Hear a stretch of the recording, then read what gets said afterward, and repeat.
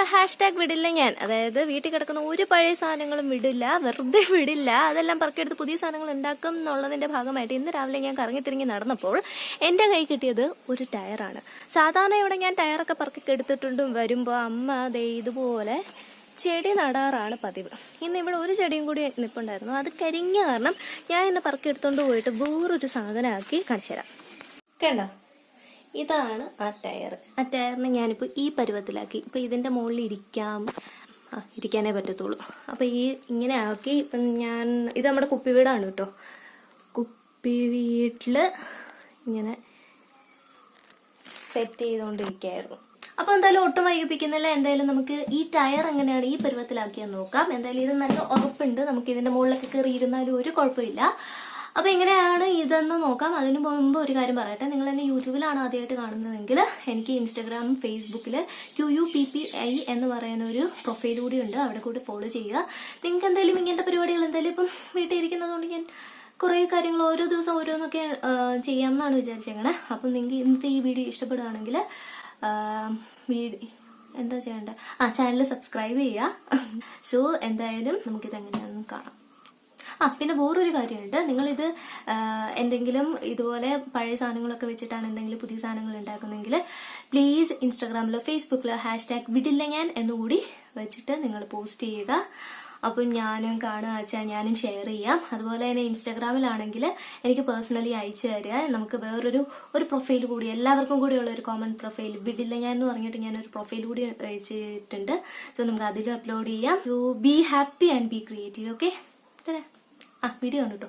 അപ്പോൾ ആദ്യം നമുക്ക് വേണ്ടത് എന്താണെന്ന് വെച്ചാൽ ഈ ടയർ ഒന്ന് ഫില്ല് ചെയ്തെടുക്കണം. സാധാരണ സീറ്റ് ഉണ്ടാക്കുന്ന എങ്ങനെയാണെന്ന് വെച്ചാൽ ഇവിടെയൊക്കെ ആയിട്ട് ഹോൾസ് ഇടും. മൊത്തത്തിൽ ഹോൾസ് ഇട്ടിട്ട് കയർ ഇങ്ങനെ വരികയാണ് ചെയ്യുന്നത്. ഇപ്പം നമുക്ക് ഹോൾസ് ഇടാനായിട്ട് ഡ്രില്ലിംഗ് മെഷീനോ അല്ലെങ്കിൽ കയറോ ഒന്നും അവൈലബിൾ അല്ല. അപ്പൊ തൽക്കാലത്തേക്ക് ഞാനിപ്പോ ചെയ്യാന്ന് വിചാരിക്കുന്നത് എന്താണെന്ന് വെച്ചാൽ ഈ ഒരു സ്പേസ് ഉണ്ടല്ലോ മൊത്തത്തിൽ, അവിടെ ഈ പേപ്പർ ചുരുട്ടി ഫില്ല് ചെയ്യാനാണ് ഞാൻ വിചാരിച്ചിരിക്കുന്നത്. അപ്പം ഒരു ലോങ് ടേം പർപ്പസിന് നമുക്കിത് യൂസ് ചെയ്യാമോന്ന് എനിക്കറിയില്ല.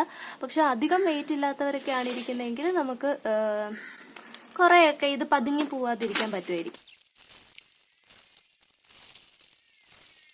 ഇപ്പം ഞങ്ങൾക്ക് പേപ്പർ അല്ലാച്ചാൽ ഈ വീട്ടിൽ കിടക്കുന്ന ഇപ്പം നമുക്ക് പ്ലാസ്റ്റിക് ഒക്കെ ആണെങ്കിലും കളയാൻ പറ്റില്ലല്ലോ. അപ്പം അതിനകത്ത് തന്നെ കുത്തിക്കയറ്റി വെച്ചാൽ ഇതെന്തായാലും നമ്മൾ പൊളിച്ചെടുത്തൊന്നും ചെയ്യാൻ പോകുന്നില്ല. അപ്പോൾ വേസ്റ്റ് ഒന്നും പുറത്തും കളയണ്ട, എന്നാൽ ഇതിനകത്തൊക്കെ കുത്തിക്കയറ്റി വെക്കാൻ പറ്റും. എന്നും പറഞ്ഞ് നമ്മൾ ഈ ഫുഡ് വേസ്റ്റ് ഒന്നും വെക്കരുത്. ഇപ്പൊ വല്ല പ്ലാസ്റ്റിക്കോ പണ്ടത്തെ എന്തെങ്കിലും ഫയലോ അങ്ങനത്തെ എന്തെങ്കിലുമൊക്കെ ആണെങ്കിൽ, പ്ലാസ്റ്റിക് കവേഴ്സൊക്കെ ആണെങ്കിൽ എന്തായാലും ഇതിനുള്ളിൽ ഒന്നും ഇല്ലാണ്ടിരിക്കുകയാണ്. സോ ഇവിടെ കയറ്റി വെച്ചാൽ അത് സേഫായിട്ട് എങ്ങും കളയാതെ സൂക്ഷിച്ചു വെക്കാൻ പറ്റും. സൂക്ഷിച്ചല്ല, ഡിസ്പോസ് ചെയ്യാൻ പറ്റും. ഞാനപ്പോൾ ഇത്രയും ഫില്ല് ചെയ്തിട്ടുണ്ട്. ഇനിയും നമുക്ക് ഇവിടെയും ഇത് ഇങ്ങനെ തന്നെ ഫില്ല് ചെയ്യാം. നമ്മൾ പേപ്പർ ഫില്ല് ചെയ്യുമ്പോൾ നല്ല ടൈറ്റായിട്ട് ഫില്ല് ചെയ്യണം. അപ്പോൾ അതിന് വേണ്ടി നമുക്ക് ആരോടുള്ള ദേഷ്യം പോലെ എന്നെ ഇടിച്ചൊതുക്കാം. സാധാരണ നമ്മൾ ഉപയോഗിക്കുന്നത് ഈ പ്ലൈവുഡൊക്കെ ആണല്ലോ, കട്ടിയുള്ള സാധനങ്ങൾ. അതൊന്നും ഇപ്പം നമുക്ക് യൂസ് ചെയ്യാൻ പറ്റാത്തത് കൊണ്ടാണ് ഞാനിപ്പോൾ ഇങ്ങനെ പേപ്പർ വെച്ച് അഡ്ജസ്റ്റ് ചെയ്യണം. അപ്പോൾ നന്നായിട്ട് ഇടിച്ചൊതുക്കി സാധനം സെറ്റ് ചെയ്യണം കേട്ടോ.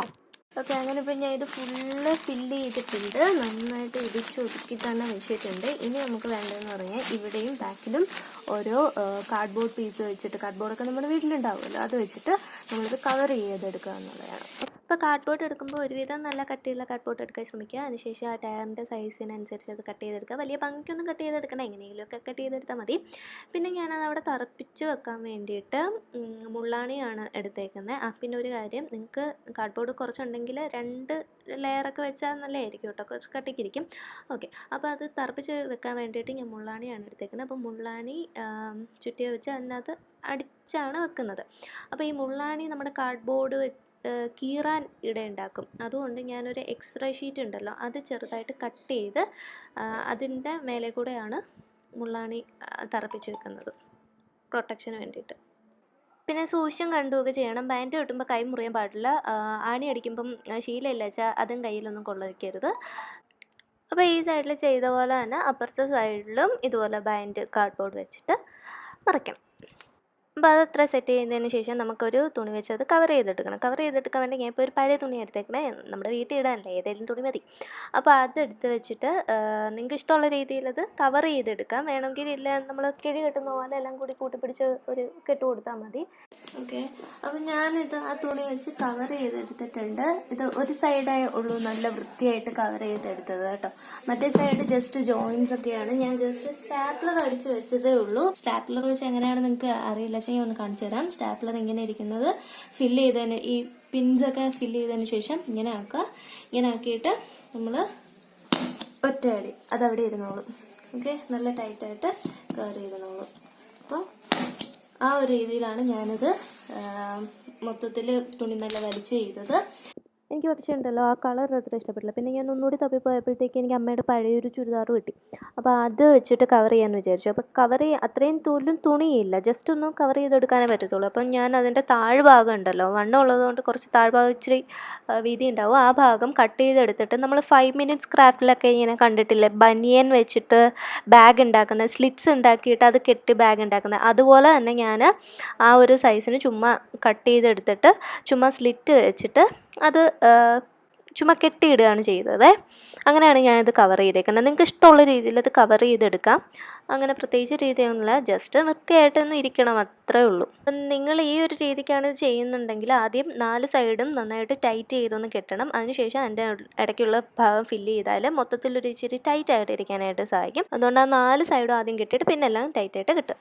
ഓക്കെ, അപ്പം ഞാനിത് കംപ്ലീറ്റ് ആക്കി ഫുള്ള് വെച്ചു. അപ്പോൾ ഇനിയുള്ള ഈ ഒരു ഗ്യാപ്പിനൊക്കെ ഇടയ്ക്കൊന്നും ഗ്യാപ്പ് വന്നില്ലായിരുന്നു, കാരണം എനിക്ക് കെട്ടാൻ അത്ര വശമില്ലായിരുന്നു. കെട്ടാൻ പഠിച്ചപ്പോഴത്തേക്ക് ഗ്യാപ്പൊന്നും ഇല്ലാതെ കെട്ടി.